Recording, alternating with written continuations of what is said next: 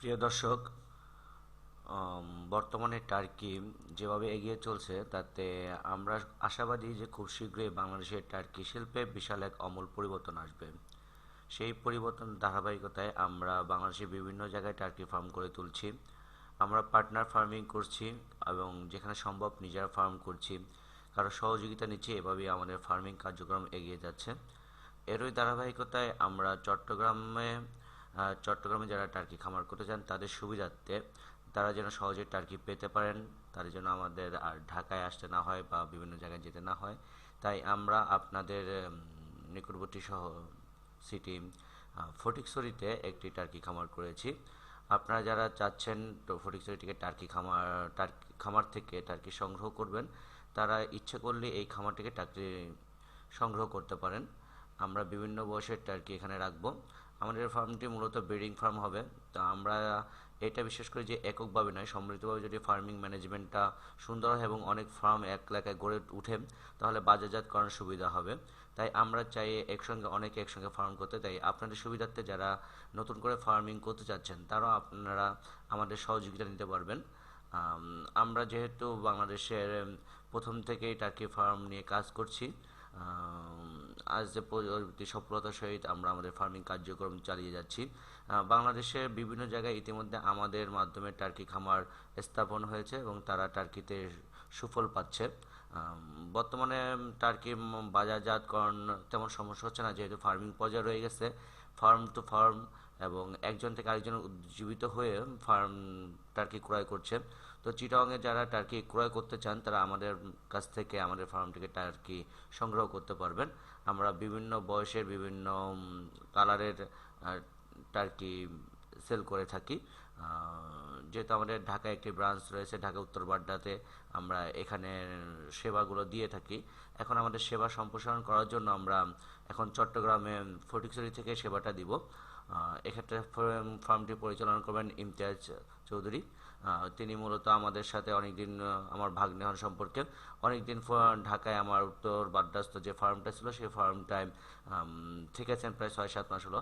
তিনি একজন দুবাই প্রবাসী, প্রায় 4 বছর দুবাই, আবুধাবি সহ বিভিন্ন দেশে ছিলেন এবং সেখান থেকে এসে তিনি দেশেই ফার্ম করা যখন ঘোষণা করলেন তখন আমি তাকে আমাদের ফার্মে রেখে দিলাম এবং 6 মাস যাবৎ তিনি টার্কির বিভিন্ন রোগ বালাই হতে শুরু করে কিভাবে একটি সুস্থভাবে সুষ্ঠু ফার্মিং ম্যানেজমেন্ট করা যায়, এরপরে বিভিন্ন জিনিস তিনি রপ্ত করেন এবং তারই ধারাবাহিকতায় এখন সে নিজস্বভাবে ফার্মটি দিচ্ছে এবং পরিচালনা করবে।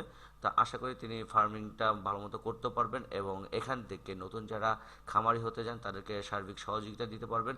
এবং আমি স্বয়ং আশা পোষণ করছি যে প্রতি মাসে 1-2 দিন চট্টগ্রামের এখানে সময় দিব এবং আপনারা যারা আমার সাথে দেখা করতে চান কিংবা বিভিন্ন সময় চট্টগ্রাম থেকে ফোন করতে যাচ্ছেন, ঢাকায় যেতে পারেন না, তারা এখান থেকে সেই সেবাগুলো নিতে পারবেন এবং বাচ্চা সংগ্রহ করতে পারবেন।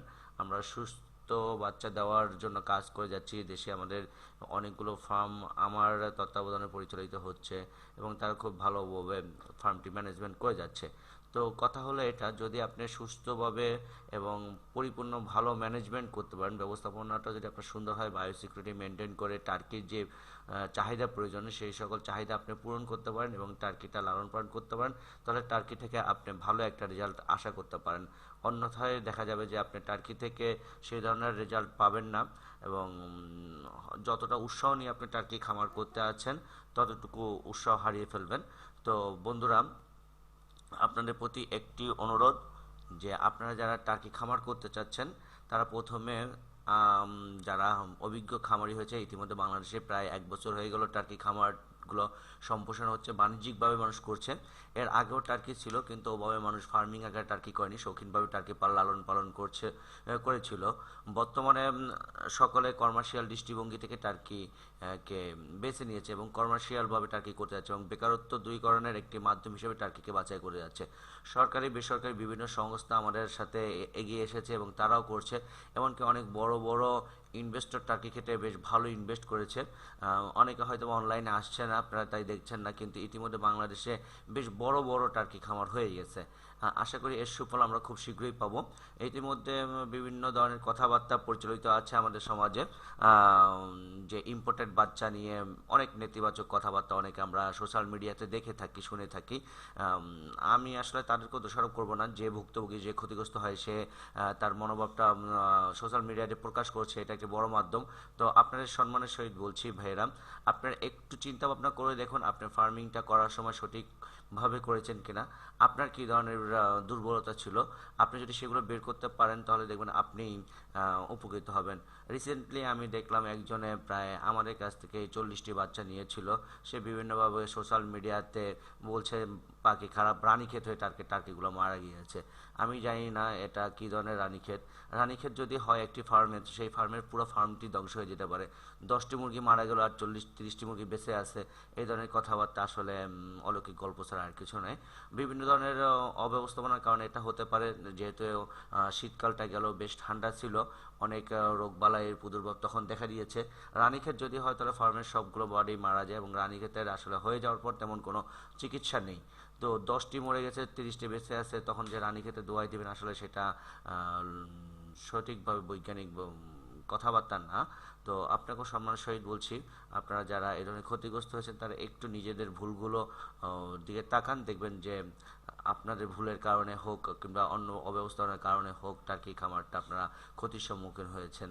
আর যারা নতুন করে ভাবছেন যে টার্কি খামার করবেন, তাদের প্রতি অনুরোধ, আপনারা একটু বুঝে শুনে সময় নিয়ে টার্কি খামার করুন। ও প্রথমে অল্প নিয়ে তার জীবন চরিত্রটা দেখুন, আসলে টার্কি কতটুকু সহনশীল এবং রোগবালাই প্রতিরোধ করতে পারে। সেগুলো যদি আপনারা ঠিকমতো বুঝতে পারেন তখন দেখা যায় যে টার্কি খামার শুরু করতে পারবেন। আর বর্তমান সময় আসলে টার্কি পালনের জন্য অনেক উপযুক্ত একটা সময়, কারণ ইতিমধ্যে শীতকাল আমরা পার করেছি, বসন্তকালও প্রায় শেষ, সামনে বৈশাখ মাস আস্তে আস্তে ঝড় বৃষ্টি হবে। বৃষ্টির কারণে বাতাসে যে জীবাণুগুলো ছিল সেগুলো নষ্ট হয়ে গেছে, এবং এই সময়টা দেখা যায় যে টার্কি পালন করা খুব উপযুক্ত একটি সময়, এবং বাচ্চার ব্রুডিং কম লাগে যেহেতু গরম আবহাওয়া, লাইটিং লাগবে না। সেই ক্ষেত্রে বাচ্চাগুলো খুব সুন্দরভাবে বড় হতে পারবে।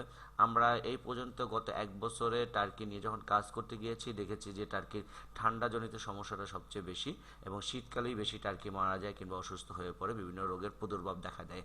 তো সেই ক্ষেত্রে বন্ধুরা, আপনারা যদি এখন শুরু করেন তো দেখা যাবে যে শীতকালে আস্তে আস্তে আপনার টার্কিগুলো অনেক বড় হয়ে যাবে এবং ডিমে চলে আসবে, এবং আপনি একজন খামারি হয়ে উঠবেন, এবং আপনি সেই খামার থেকে প্রোডাকশনে চলে আসতে পারবেন।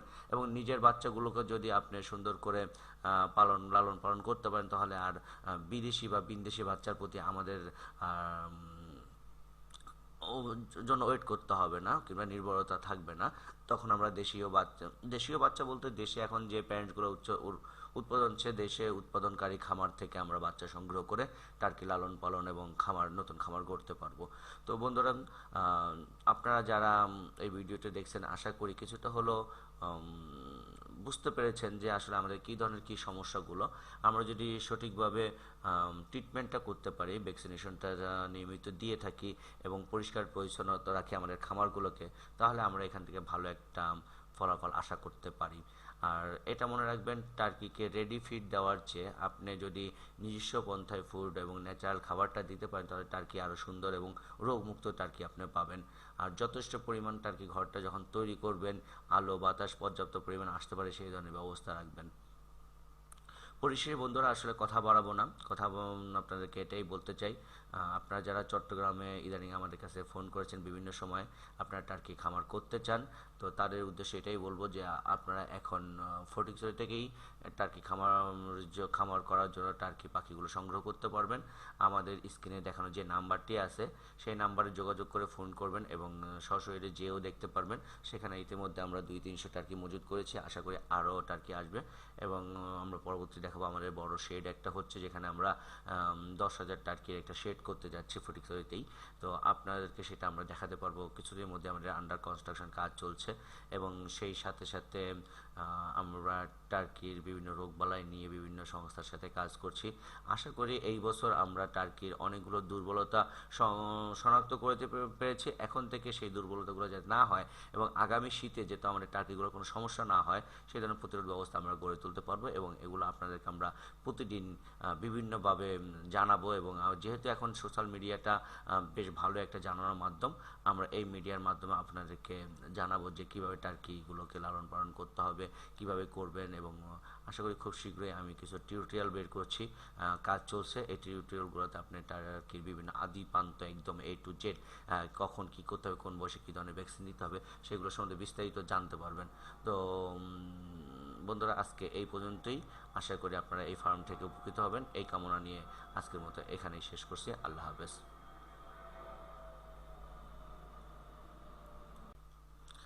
প্রিয় দর্শক, বর্তমানে টার্কি যেভাবে এগিয়ে চলছে তাতে আমরা আশাবাদী যে খুব শীঘ্রই বাংলাদেশের টার্কি শিল্পে বিশাল এক আমূল পরিবর্তন আসবে। সেই পরিবর্তন ধারাবাহিকতায় আমরা বাংলাদেশে